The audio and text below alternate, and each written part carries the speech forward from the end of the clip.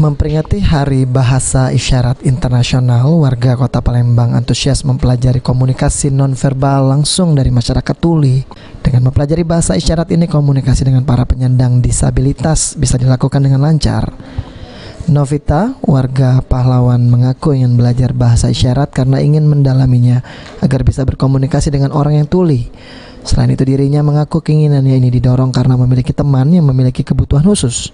Selain itu, ia juga berharap bahwa dengan adanya program ini dapat menumbuhkan masyarakat lainnya untuk mempelajari bahasa isyarat dan tidak ada perbedaan status sosial di masyarakat. Peringatan Hari Bahasa Isyarat ini diharapkan menjadi momentum bagi penyandang disabilitas untuk mendapatkan perhatian lebih dari pemerintah. Harapan Mbak sendiri nih terkait adanya Hari Bahasa Isyarat ini? Yang pertama, setara ya, karena kan kalau orang yang kayak gini pasti dianggap nggak normal, padahal mereka normal gitu. Jadi harapan saya ke depannya sih intinya mereka tuh setara, nggak dibeda-bedain antara pendidikan segala macam, jadi bener-bener setara gitu. Amanda Lydia, PAL TV.